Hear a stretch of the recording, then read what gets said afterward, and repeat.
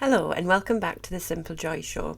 Now, I know a lot of you are here because you're excited and eager to start decluttering your homes and your lives, and you may have even tried in the past, but you've been stopped by the fear of overwhelm and being unsure of where to begin. So today we're going to navigate through those feelings, debunk the myth of perfection surrounding decluttering, and equip you with practical strategies to start you on your decluttering journey.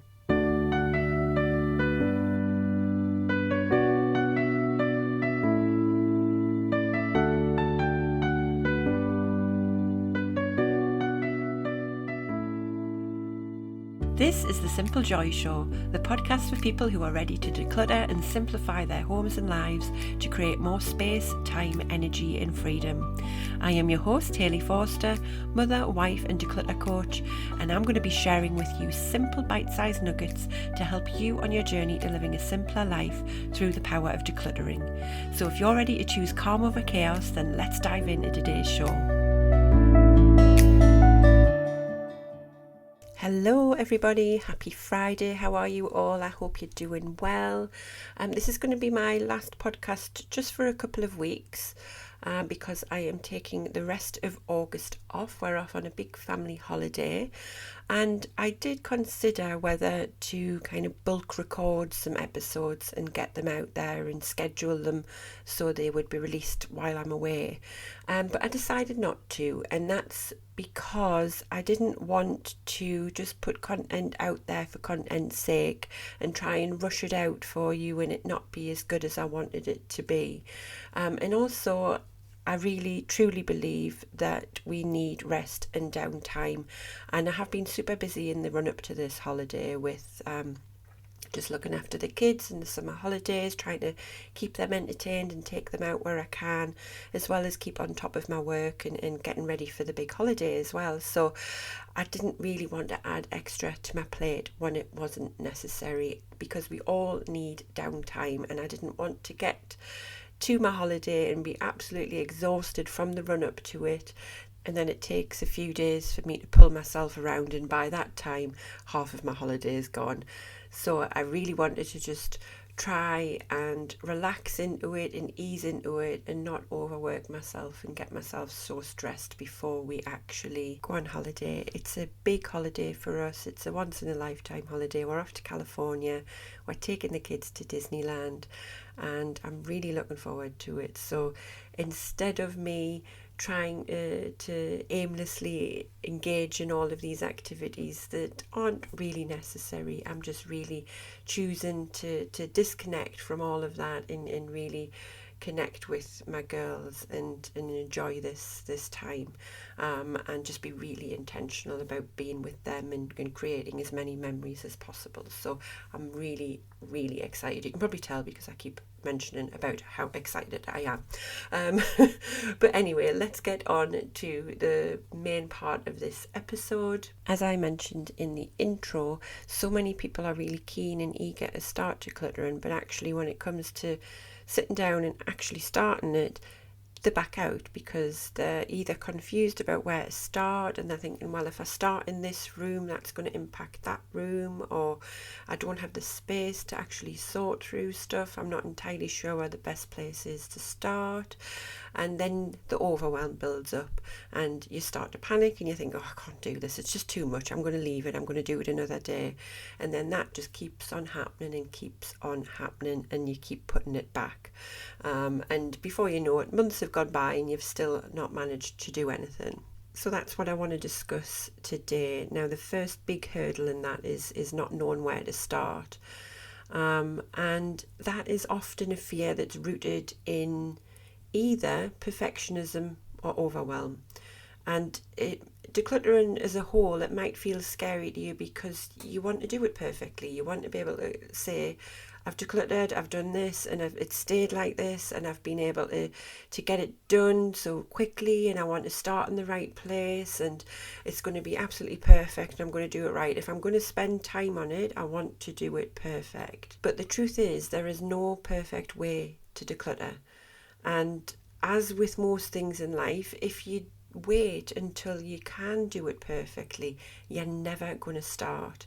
Decluttering can be quite a messy, quite an emotional process as well. for many people, not just you.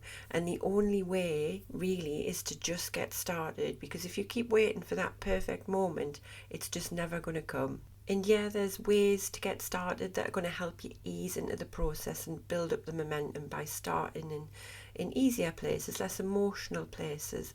So just pick a spot that feels right for you and just get started. Accept that it's going to be messy. Accept that it's probably going to involve a lot of trial and error, and you need to understand about how it's going to work best for you and what's going to make you feel as though you can do this and move forward. And you might try out a few different decluttering styles and methods, but trust me when I say that clearing some clutter imperfectly is always going to be better than just waiting and worrying about clearing it in a perfect way that ultimately doesn't really exist. I always say that the journey begins with a single step. So just pick an area that calls out to you, that feels right for you, whether it's a drawer, a cupboard, or even just one particular shelf in a unit. Just go there, start decluttering, and just make an impact. Yes, it's always easier to pick somewhere that's less emotional, so try and keep that in mind. But just remember, it's okay for you to make mistakes. It's okay for you to change strategies and just think, oh, I don't think I like this style of doing things. But ultimately, the objective is progress, not perfection. And you just need to keep that in mind throughout your decluttering process. Now, the second concern that might come from this is just you feeling overwhelmed with too much work ahead of you. You're looking ahead and all you can see is clutter, clutter, clutter. And you're not alone if you've looked at your clutter and you've felt overwhelmed with it. You felt buried under the weight of it all. That is really, really normal. And you're going to look at that clutter and you're going to think about how much work it's going to be to sort through it all. And before you even get started, you're going to feel overwhelmed. Now, the best way to overcome that fear of how much work it's going to be to declutter your entire home is to stop thinking about it in terms of decluttering your entire home. Instead, what you want to do is break the work down into really small, simple steps that feel much more manageable to you and therefore less scary. Don't think about decluttering your entire house, just think about decluttering one room. Or if that still feels like too much, just think about decluttering one drawer, one shelf, one box, one pile, even one small little area of a surface. And you've got to remind yourself your home didn't become full of clutter overnight. It probably took years and years and years to accumulate what you've got in there now. So just let yourself off the hook a little bit and just remind yourself that it doesn't have to be a job that is done overnight.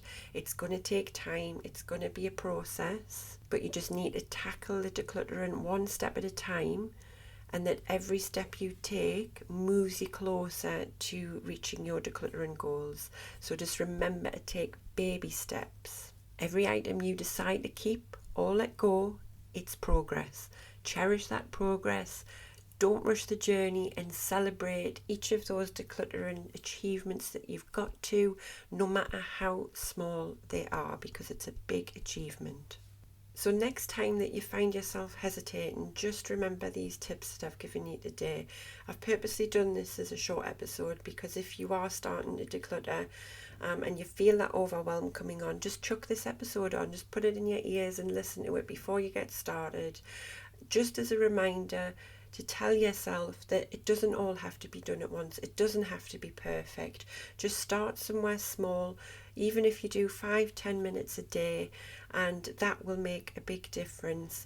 In September, I'm going to be releasing a 30-day declutter challenge, and I'll let you know when that is out, but that's a perfect way to start because it's taken 30 days, just a short period of time, and there's like 10-15 minute tasks to do each day.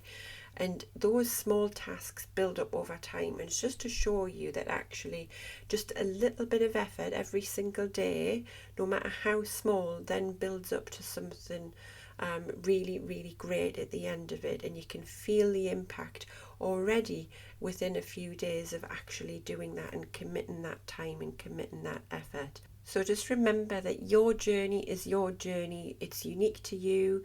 Yes, there's going to be some hurdles, but you'll work out how best to do it for yourself. And just remember that getting started is the best thing to do. So thank you for spending this time with me today on the Simple Joy Show. I will see you after my big holiday, but until next time, embrace the journey and cherish each and every simple step. Take care. Thank you so much for listening. If you've enjoyed this episode and you'd like to help support the Simple Joy Show further, then please share it with others, post about it on social media, or leave a rating and review. To catch all the latest from me, you can follow me on Instagram at HelloSimpleJoy. Thanks again, and I'll see you next time.